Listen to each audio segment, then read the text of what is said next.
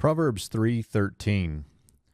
Ashrei Adam matzah chokhmah, ve'adam yafik tevunah.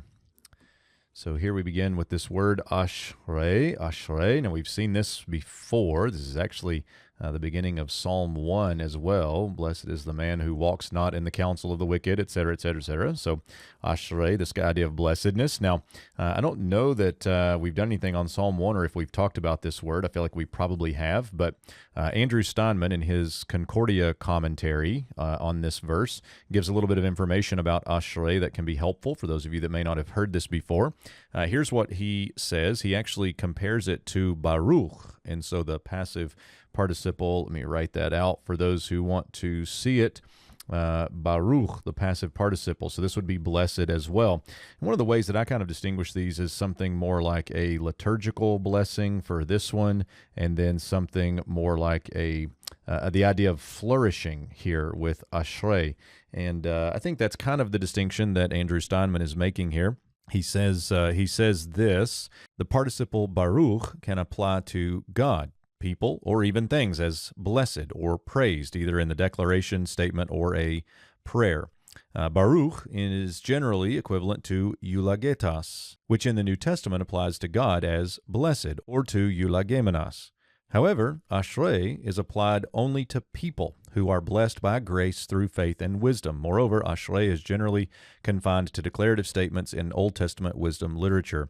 It is usually translated in the Septuagint by makarios, which is the Greek equivalent in the New Testament as in the Beatitudes. So that's kind of what we're looking at here with the word ashrei.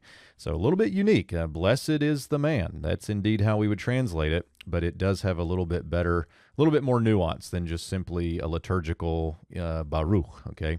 So blessed be the man, he finds wisdom. Now this call perfect third masculine singular is going to function here with a relative idea. So blessed is the man who he finds wisdom, and it's going to be actually the same thing down here with the hifil imperfect of the verb pei vav kof, yafik. So let's move down to that line, and we're going to see the parallelism here. Notice the Adam parallelism. Here we have two verbs that mean find, and then here we have chokhmah tevunah, so wisdom and understanding. So a lot of parallelism here. It's very tight.